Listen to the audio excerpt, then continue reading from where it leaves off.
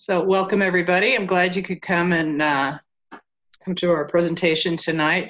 I'm Mary Waleski of By the Book Marketing, and the real presenter of this workshop is Karen Owen Lee, the Senior Care Specialist. And just a little bit of background about Karen.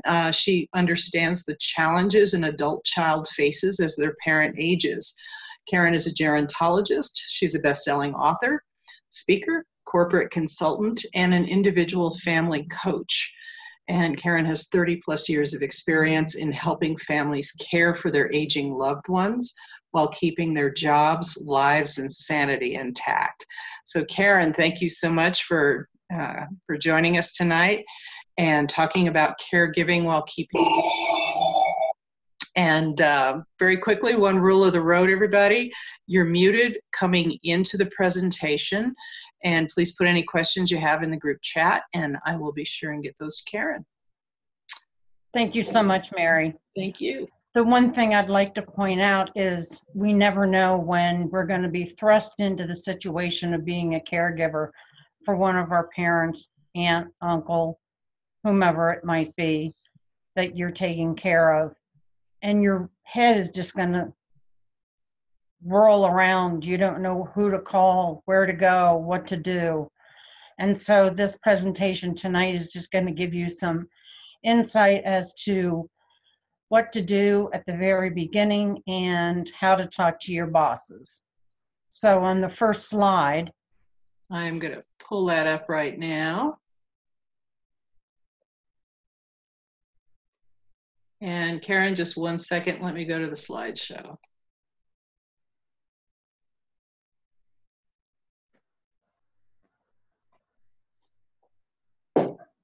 This is me, everybody. The next slide.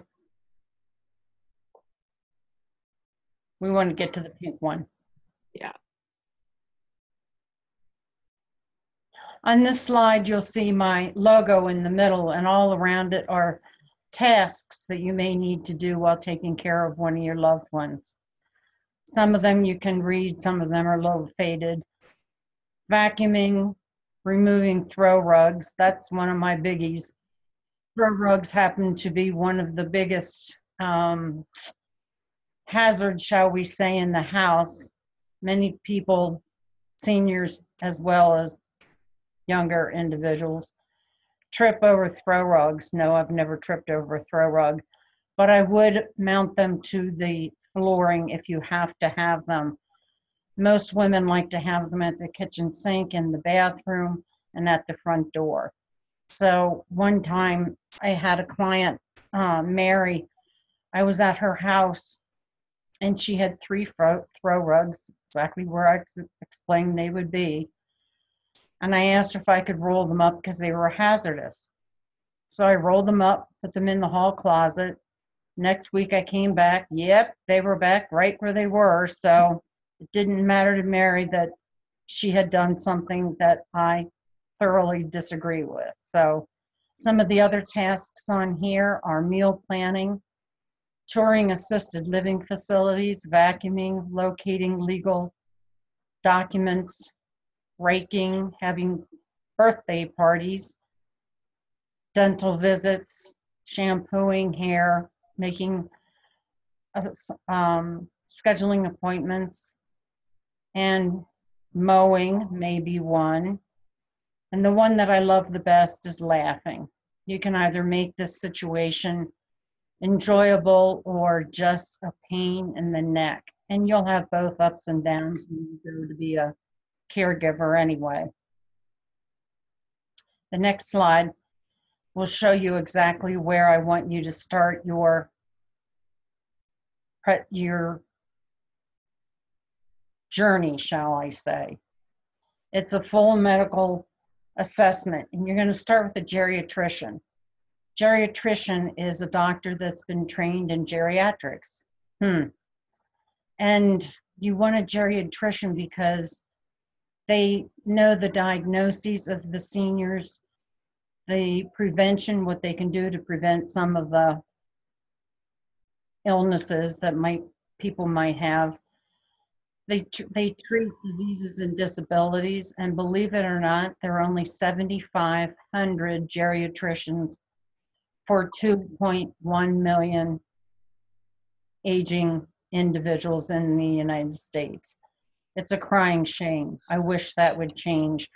And if you know anyone going to medical school, talk them into being a geriatrician, because you know as well as I do, every day 10 people are turning 65. So in the future, we're going to have quite a bundle of older individuals, and I don't know how we're going to be able to handle them. So your parent may be seeing the family doctor, the PCP, for 20 years. I've seen my doctor for 20 years and I'm not changing. Well, it's really important to have a difficult conversation with your parent so that they do change to a geriatrician instead of the family doctor, but it's going to be a tough road. In assisted livings, they have geriatricians rounding and doing the appointments right in the apartments in the assisted living, but they always have a geriatrician if one's available within the area. Of course, in the outlying areas, there won't be one available, but you can always Skype them in.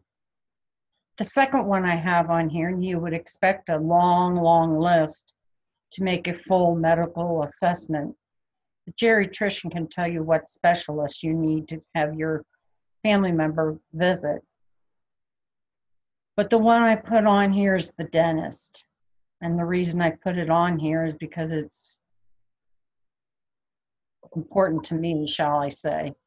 My father had pneumonia 3 times in the last year that he was alive. And I was talking to one of the nurses here in town, and I said, why is it reoccurring? And she said, well, how is his oral hygiene? And I'm thinking, my father doesn't care about his oral hygiene, trust me. He doesn't care about bathing. So I said, it's probably not good. And she said, well, that could be one of the reasons that there's reoccurring pneumonia. So that's why I bring up the dentist. The dentist can also have an impact on Alzheimer's, believe it or not, diabetes. It can change, or he can identify oral cancer. One of my friends had oral cancer and had half of his tongue removed. And he's a speaker. And every time he presents, he tells a story about his unfortunate oral cancer. So it is extremely important that you look at the perimeter of the medical community, shall we say. An audiologist, my father, once again, I'll speak about him, had heavy, heavy earwax. And we were going to get him hearing aids. Well, he needed hearing aids, but he wasn't willing to spend the $7,000 to get them. So after the removal of the earwax, we determined which ear was better for him. And of course, we always sat on the side for the ear that was better. That's a little hint to you. Find out which ear is more important or more functioning, shall we say, for your parent, your loved one. Podiatrists, cutting nails, those types of things. The majority of these medical communities are all mobile now. You can have a mobile dentist come to your house.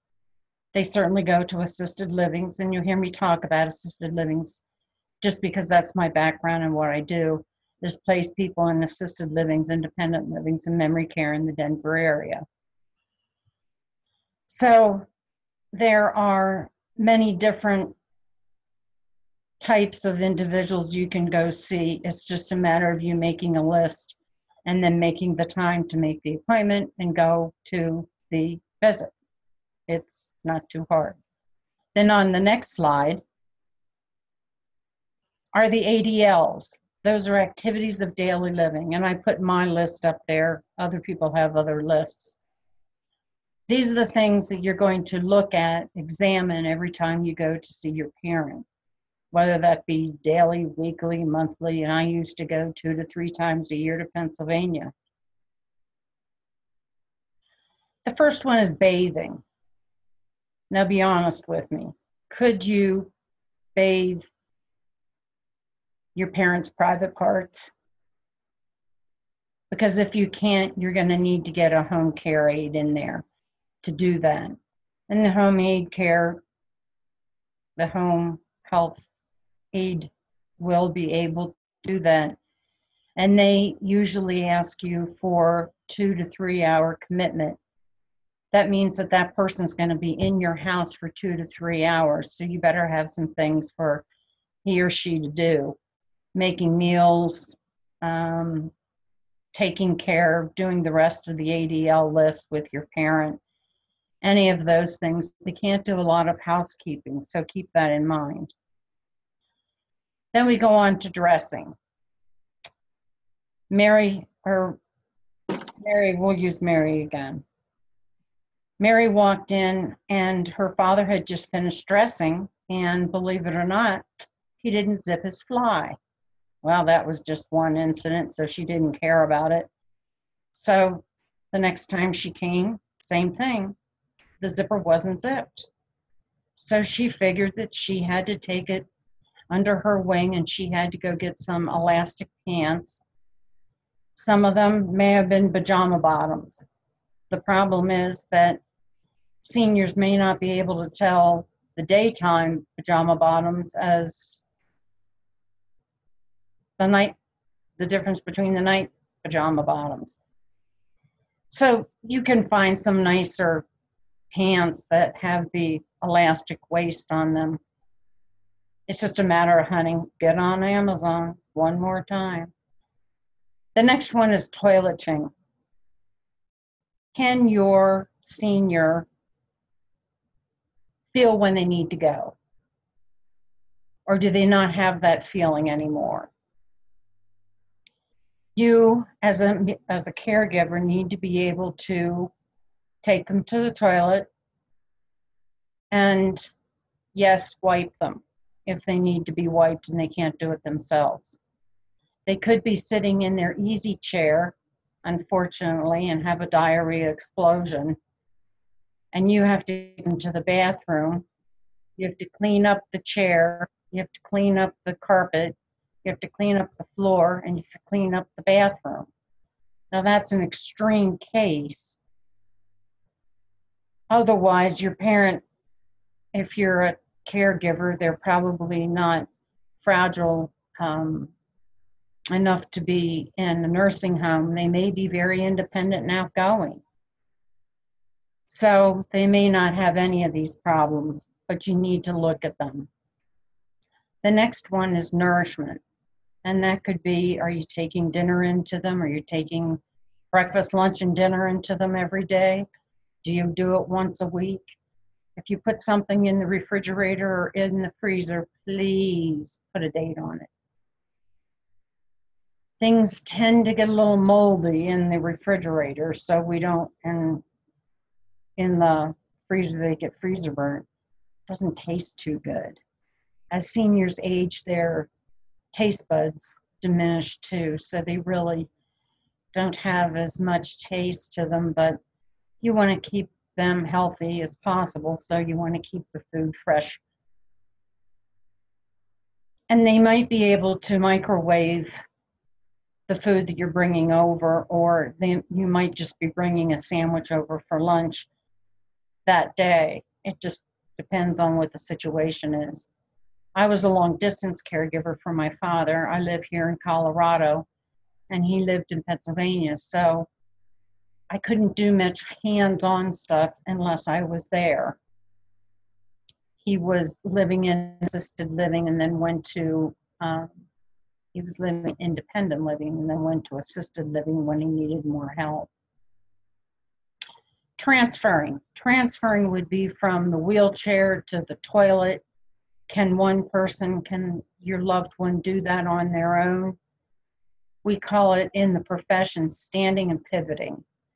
In other words, can they be able to stand up and turn their body, maybe with help, and sit down on the toilet with a raised toilet seat, of course. Or the transferring may be out of a chair.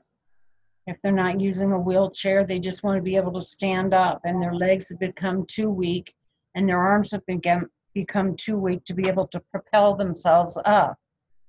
Sometimes what they do is they grab their walker, thinking that their walker is going to be stable for them, and it's not. Now they have come up with easy chairs where the seat will bring the senior up to almost a standing position. And I've seen many people go out and buy these without any medical advice. What I'd recommend that you have done is have a physical therapist or an occupational therapist come in and do a home visit. And what they'll do is walk around the house and tell you where to put grab bars and get rid of the throw rugs. And then you can talk to them about the chair. Would it be applicable for this time, or would that weaken the leg too much and maybe put the senior off balance? But that is something that the doctor can order, these visits. The doctor can order, and it's covered by Medicare. So why not have it done if your loved one is living in your house or you're living in their house? It just depends, but you need to be able to make sure that they are all, and you'll hear me say this time and time again, safe and comfortable. That's what's important to me. Mental acuity or memory care. We all talk about Alzheimer's all day long in the industry because it is such a skyrocketing disease, unfortunately. But let me explain to you that there is a difference between dementia and Alzheimer's. Many people flip between the two of them. Dementia is like an umbrella, and this is where the covering is, and these are the spokes. The covering is dementia, and the spokes, one of them may be Alzheimer's. Another one may be early onset Alzheimer's. Parkinson's disease is a classification under this umbrella. They all will have some diminishment of mental acuity. And it's the most important out of the entire list simply because that loved one could walk out the door at any time and get lost. And they have to do a silver alert, an amber alert. There's such a thing as a silver alert to try to find a senior that has evacuated the premises, shall we say. So with that, these are the activities of daily living. And if you tour assisted livings, you'll often hear the initials ADLs. So now you know what an ADL is. On the next screen, Family Plan of Action. What the heck is that? I came up with that because I've seen so many families be dysfunctional when the mother breaks a hip, the father has a heart attack, whatever it may be, and everybody's so flustered and nobody knows what to do and they're all getting mad at each other. So I came up with the idea of planning ahead of time, and I think this is extremely important. Plan before the crisis hits. The first thing is, who is going to attend this planning meeting? Where is it going to be held? What time is it going to be held? If the senior is going to be in attendance, it's going to be held in the morning when they're alert and oriented. As the day goes on, they get a little bit more tired, as you have probably recognized or seen. So it could be held in their house, could be held in your house, could be held, you could have a barbecue and do it. But the attendance in the 1990s, the attendance would have been 11 people. In 2019, the number has drastically dropped to 3 to 4. So you need to think outside the box. Who in the heck can I have come and help me if I'm the primary caregiver? Help me with my loved one. Could be maybe one of your friends. Maybe the senior, your mom and dad, grew up next to one of your best friends. Well, she knows them and they'll recognize her, hopefully. So she may be a member of this team. It could be, yes, the beautician. Believe it or not, mom's been to the same beautician for 20 years. And the beautician will drive every Friday morning over to pick up the mother, go to the salon, do her hair, bring the mother back. She's paid for the regular rate that happens to get your hair done. And she's part of the troupe. She's one of the people that you would never think of. One of my clients was called out of town for work. She had to be gone a week, and she had no idea. She was a single child. She had no idea what she was going to do. She didn't have a plan written. She had no idea, but she was just scared to death.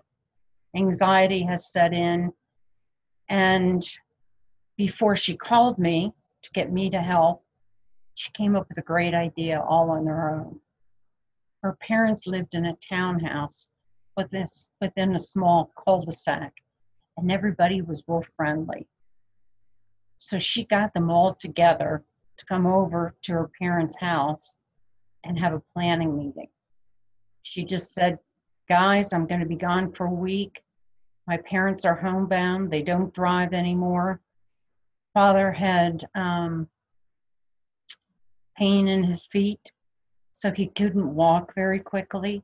And her mother had just recently broken a hip and was using a walker. She could cook and, make the beds and do the things that she normally did. She had that range of motion, but what would happen to one of them? Mom had just been to the hospital and dad was unable to take care of himself. My client, Nancy, went over and stayed with her father and took care of him. But Nancy was going out of town. So anyway, it was a great outcome. The week went wonderful. Wally down the street came and shoveled the drive, and Mary and her husband, Joe, came down to the house every day and checked on them. That's one incident, but she thought outside the box.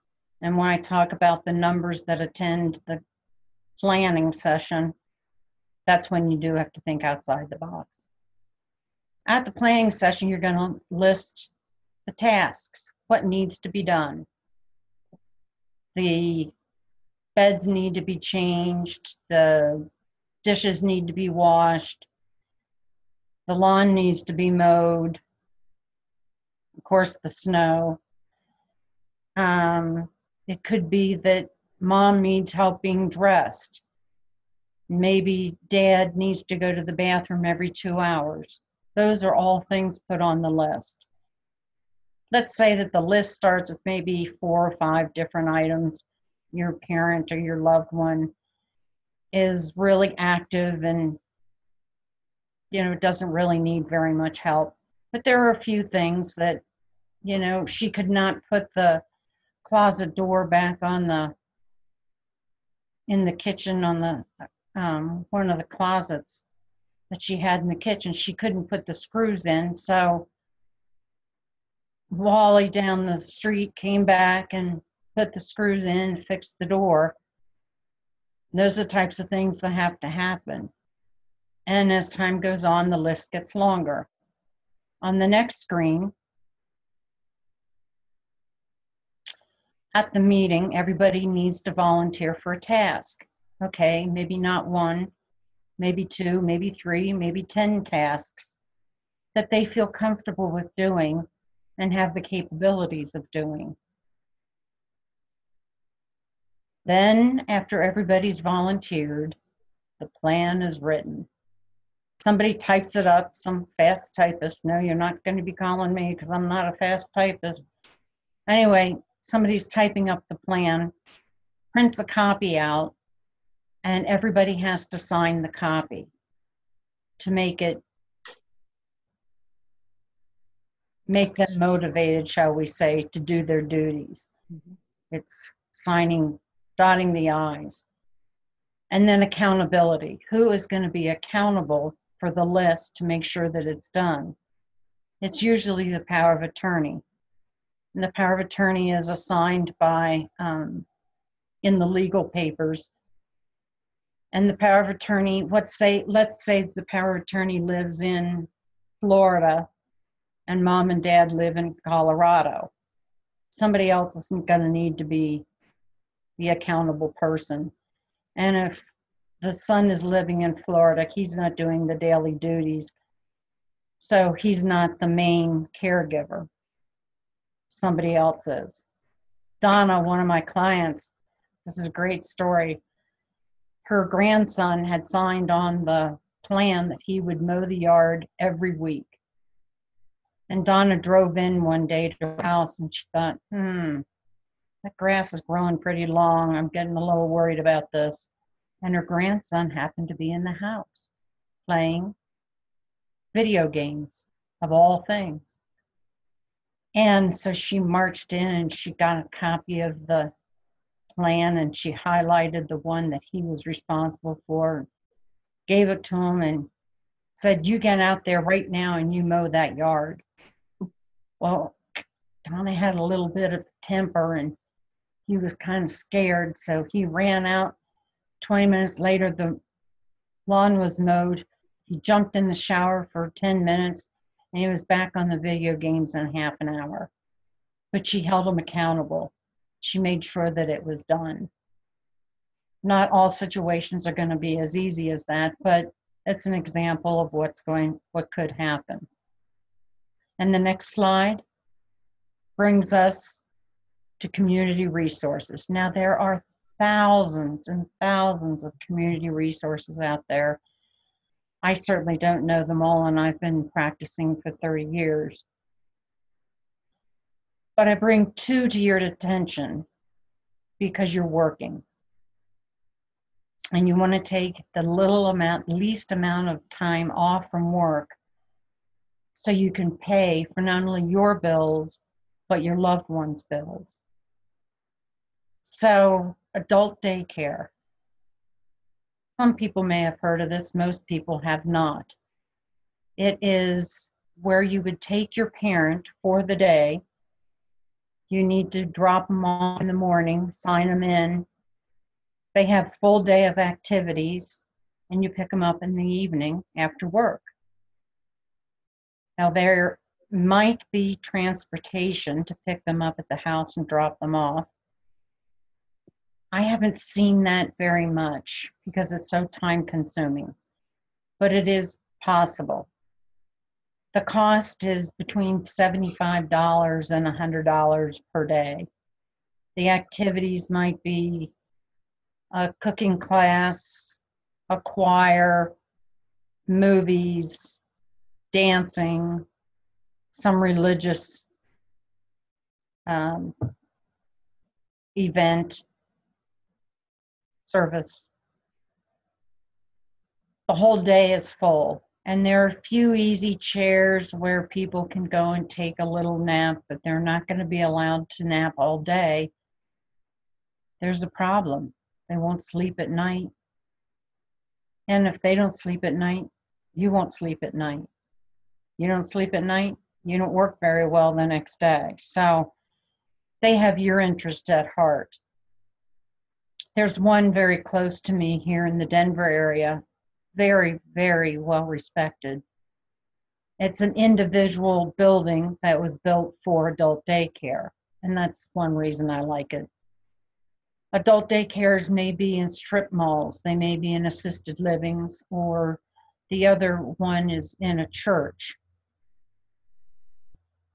I recommend that you go around and visit a few of them to pick the one that you'd like to use. Maybe not every day, but every once in a while. It's great for a couple. The woman is the caregiver and the husband is the person that's ill. Mom just needs a little bit of time by herself. So she takes dad into adult daycare for half a day. And she runs around, goes to the grocery store, picks up the medications, gets a medi-pedi maybe, gets her hair done. There are a lot of things that she could do, and she can do that as many days of a week or a month as she'd like to do that. It's half the price that I mentioned before. The only problem is if you work a distance away from where the daycare is. Let's say that they open at 7:30 in the morning and they close at 5:30 at night. And you have an hour-long drive each way to work. Well, you're gonna have to be late to work and you're gonna have to leave early. So that's one of the things that you're gonna need to put into the master plan that you present to your manager or your HR director, whomever it might be in your company.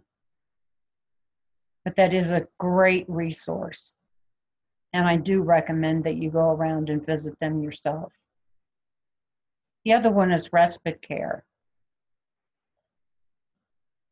The daughter, Carmen, wants to go on vacation.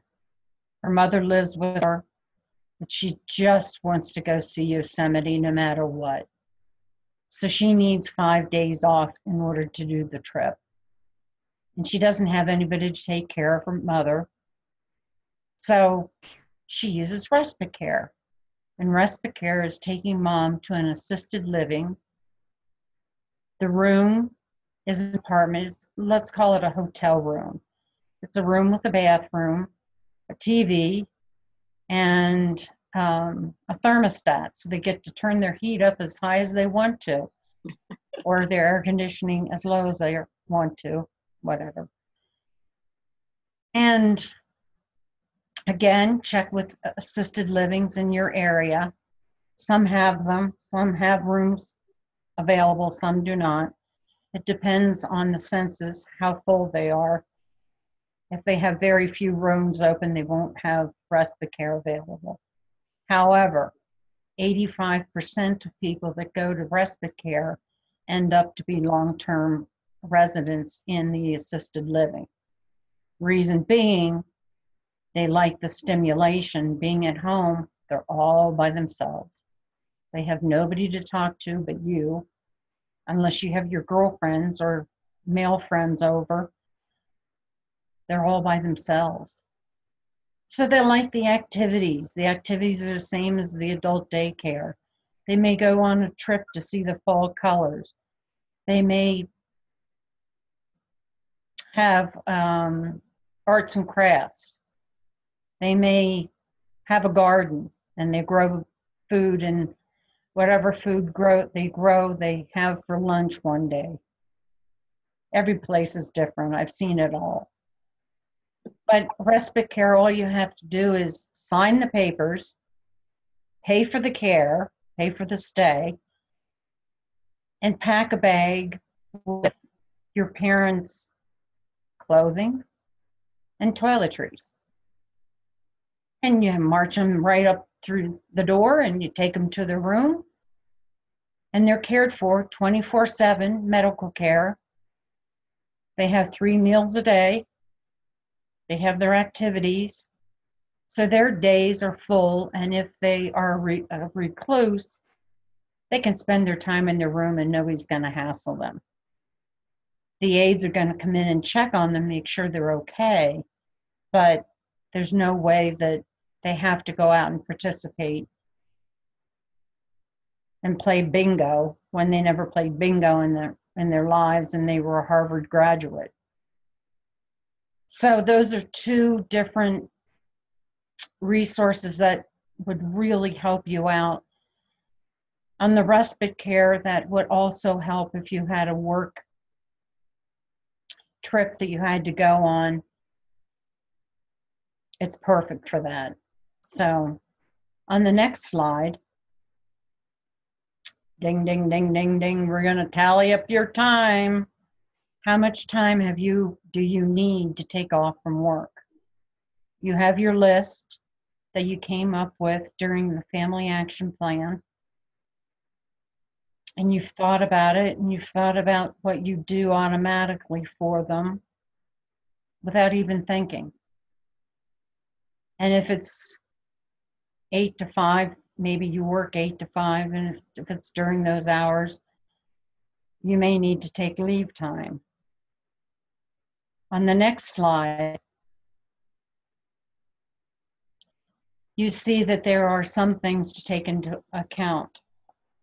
One is emergencies. No, you can't put that on any plan. You have no idea. But Amy was sitting at her desk one day, and she got a call from the hospital. Her mother had been admitted. Her mother liked pink pills, and Amy had just filled the medicine tray the night before. So her mother had gone in and taken all 7 pink pills in one day. Her mother didn't feel too good after that, and she had her emergency pendant around her neck, the fallen and I can't get up pendant around her neck. She wasn't feeling so good, so she pressed it. And it went into the call center, and the call center talked to her and asked her how she was feeling and what was going on. She was so groggy at that time, she was slurring her words. And the call center automatically called 911. 911 arrived, and they also called Amy at work. Well, Amy was in a frenzy. She just had to get to her mother. She didn't know what was going to happen, and her mother was her best friend. She ran to her manager's office. She said, "There's an emergency." She didn't ask for any permission. She just ran out the door, got in the car, and started going to the hospital. I will put an aside here and say, if you're driving to the hospital, please do not drive fast. Take your time.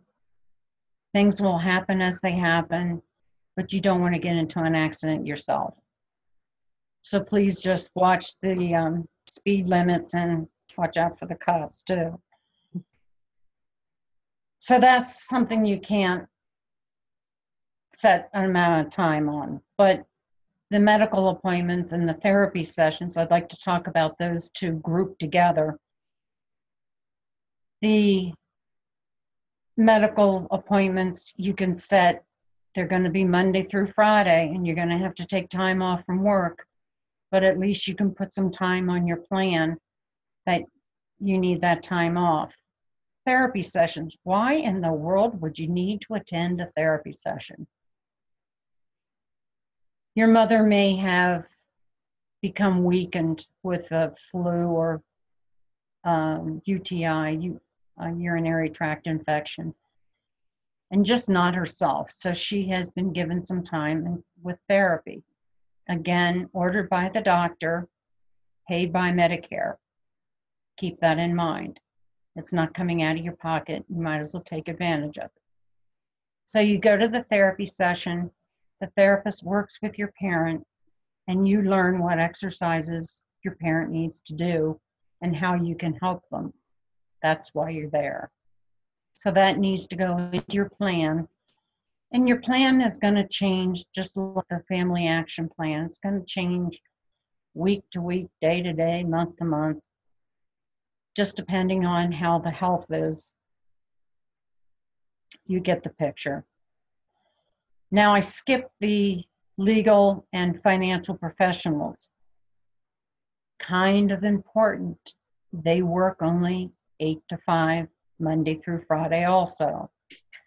You need this information, the legal information, a will, a trust, power of attorney, dual power of attorney, a living will. You need all of that ahead of time. In fact, I would recommend that you start looking tomorrow for a professional to do that. Call the Bar Association and they'll give you a list of elder law attorneys and find one you like. Financial. Well, that's something that seniors don't want to talk about. They may have $5 in their pocket, or they may have $5 million in stocks and bonds. You don't know because they're not willing to share it with you. So this is one of the times you need to have a difficult conversation. Mom, I've got to know. I need to put my name on your check account and all of your credit cards. If you go into a coma and I need to pay the bills, I need to be able to have funds to do that. So I'm not going to be ripping you off. And you know that. They know their children and they trust most of you. There is one incident where Frank, the elder, gave Larry, his son, credit card. Larry said, my home needs to be fixed up. Will you do it? Well, instead of fixing up the house, the son went to Vegas, bought porn, did some other not reputable things with the credit card. And the father ended up having a minimum payment each month on that credit card of $900. He couldn't go into assisted living unless he declared bankruptcy. There was no other way to do it. So the legal and financial information should both be put into a 3-ring binder. The legal can be kept out. There's nothing really of dire interest in there. But the money, the POA, financial POA, power of attorney, puts all that information in a 3-ring binder and locks that puppy up. You don't know when nurses' aide would be coming in and raffling through your paperwork. You don't know if in a dysfunctional family, one of the nasty people will be going through that information. You don't want that to happen. So you want to lock that up. On the next page, we're getting ready for the end. Yep. We're going to go to the employee handbook and we're going to read about what types of leave you have available. In most corporations, you have to take your sick time and your vacation time first before they'll even talk about giving you some paid leave. And that doesn't happen real often. So store up your vacation time if you have something coming up with your parent. If you know that there's a surgery coming up, you're going to need to be there with them and then go through some of the therapy with them. And the Family Medical Leave Act, FMLA, you may have heard of that before, is a federal act, and it has ideas, types of leave that you might be taking, but they're not necessarily paid. My next door neighbor his name's Kip, and he is the CEO of a corporation. He has 9 weeks of vacation. He's busy at work. He can't take that time. So he puts his time, he donates it to one person that might be going through cancer and having to go to chemo. So he donates his time. He's a wonderful man. If there's not one person in dire need, then he puts his time, he donates his time to the medical leave bank. And that's where all of the employees within the corporation can put extra leave time in, and then it's dispersed however the corporation decides to give it out. And the last slide, believe it or not, is your meeting. You have your time, you have your leave figured out, you've written a plan. If you have to go in front of a panel, if it's a large corporation, you may need to do a PowerPoint. And if it's just your manager, maybe the HR director, maybe just 2 or 3 people, type it up, give them hard copies, discuss what the situation is, because they may not know. You may have been too scared to talk about the situation for fear of being fired. That's why I want you to go full force on this before it gets to be a crisis situation and you have to leave work or you get fired. I had one client that got fired. You may not get the answer that day of what they will approve. They may need to talk about it. So don't get anxious if you walk out of the room and there's no piece of paper signed. But you do need to have a signed piece of paper saying exactly what you agree to. Just like the family action plan, you need to be able to do that at work also. With that, I hope you've gotten something out of this discussion. It's just an oversight of my book. Look at that. The title is the same, Caring While Keeping Your Job. It can be purchased on Amazon. And as some of the people that have seen the book have said, I sure wish I would have had that when I was going through it with my mother. Yeah, I was one of them. So take a deep thought, and oh my gosh, it was an award winner. Yepers, after 6 months of writing a book and getting it published, it became an award winner, and I'm pretty proud of that one. And the last screen is about me. I give a 30-minute phone consultation free of charge. I would prefer that you email me instead of call me because I'm with customers all the time. So if you would do that, I'd be glad to spend 30 minutes with you discussing your situation. If it runs over 30 minutes, then you're going to get charged. So we'll keep it at 30 and then we'll make another session if you need to talk more. The point behind the session is to figure out exactly what the best plan is, how you can save money,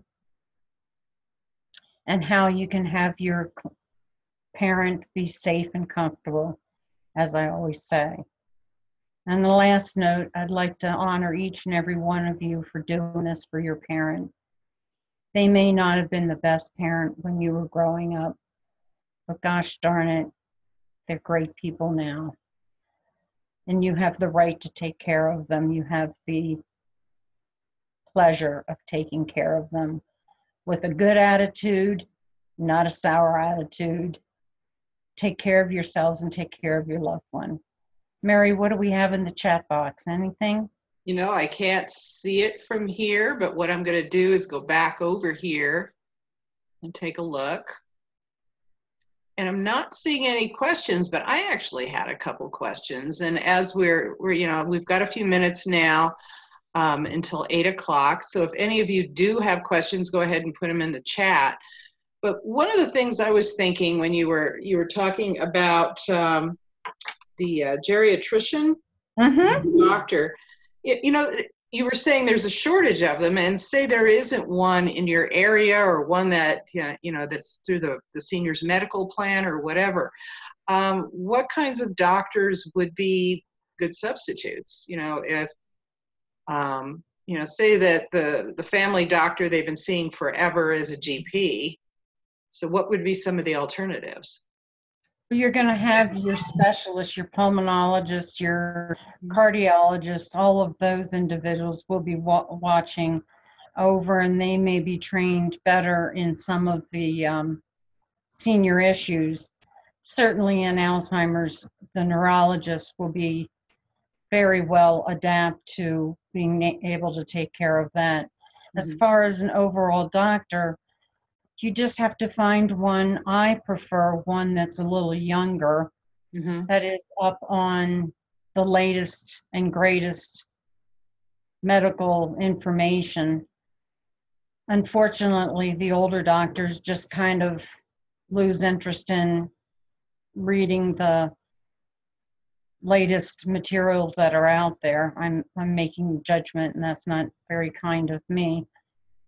But I really can't answer that unless you do a telecommunication with a gerontologist.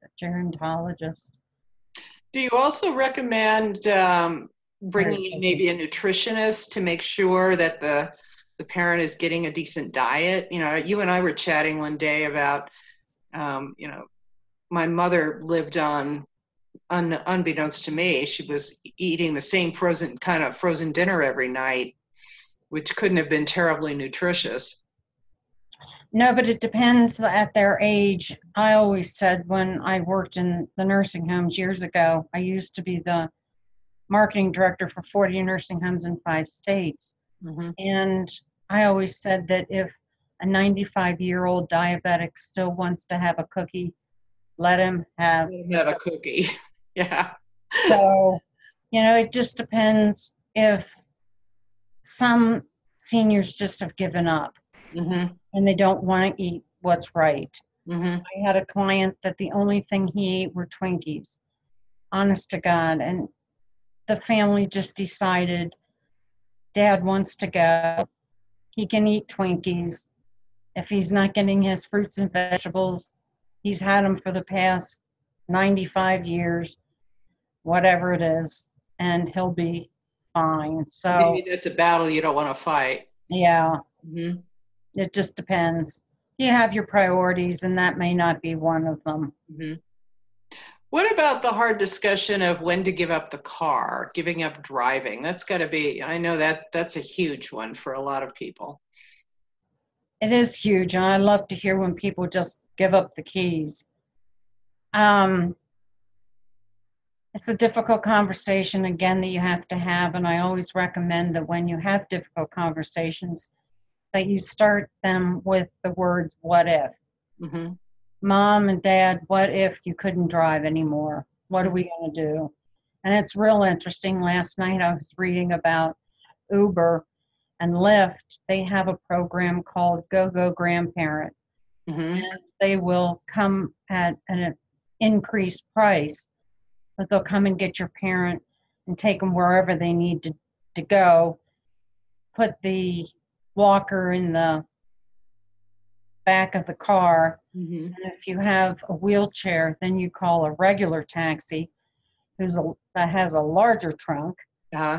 And it's, the difference is that it's a landline correspondence, because so many of the seniors don't have cell phones and wouldn't know how to work them. You know, that's a good point. I never really thought about that, but yeah, I was thinking when you were talking about transportation that Uber or Lyft would be a good idea for them, but they're cell phone operated, and if the senior doesn't have a cell phone, you're kind of up a creek. So remember Go Grandparent. I hadn't heard of it until I read last night. No, that's really a good point, because transportation is one of those things. You know, when you were talking about the getting your group together for the family plan, I was thinking back to when my mother was still in her own home, but aging. She eventually had to go to assisted living. She had someone coming in to clean her house who was on the list, neighbors. Mhm. The man who came to clean up after her dog once a week, he was on the list. And her hairdresser was actually, she was key. Mm. I was in correspondence with her. And she had someone coming in who was a massage therapist. Hmm. And Shelley kept me apprised of things. So you'd be surprised at what people become your allies. Mm-hmm. Get kind of creative with it, because they're the people you don't necessarily think of having as having a stake in it, but if they're your mother's friends or your parents' friends, they're willing to help. And they can be just invaluable for helping you keep an eye on what's going on if you don't live in that immediate area. Because I lived about a half hour away.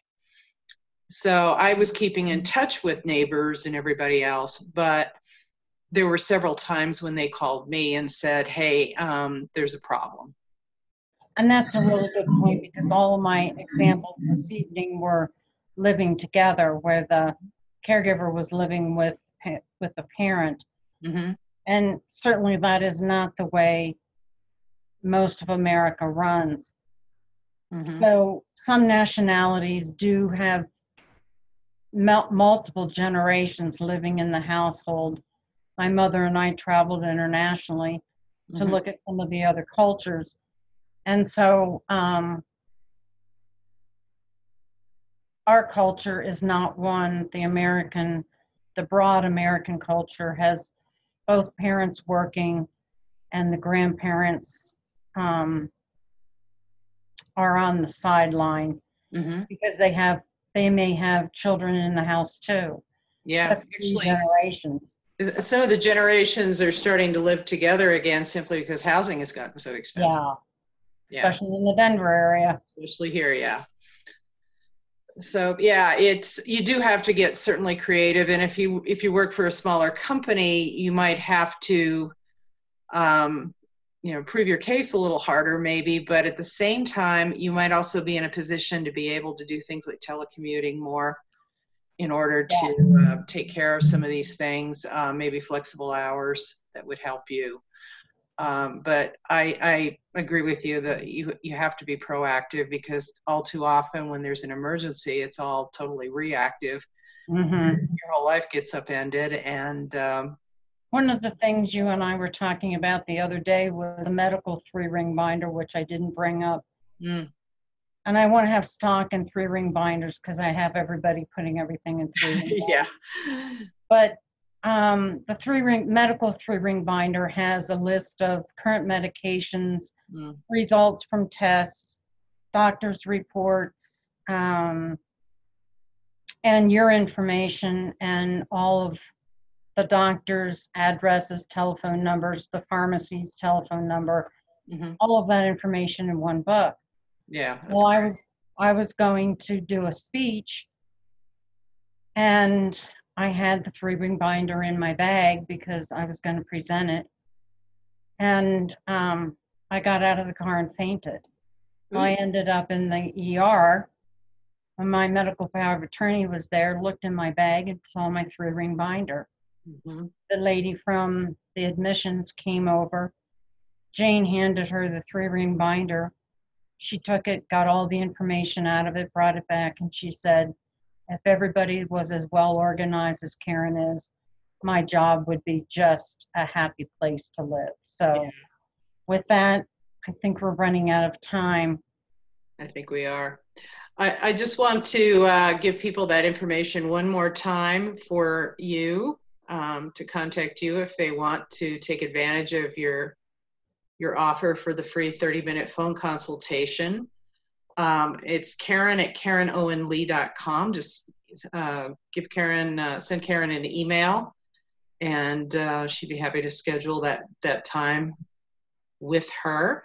And the other thing, just wanted to show one more time, is her book, Caregiving While Keeping Your Job. And that is, as we said, available in print or Kindle on Amazon.com. Thank you all for attending. Thanks, everybody. And also, too, I'll be sending out an email. If you missed part of the presentation, we are going to be putting up the recording so that you can watch later.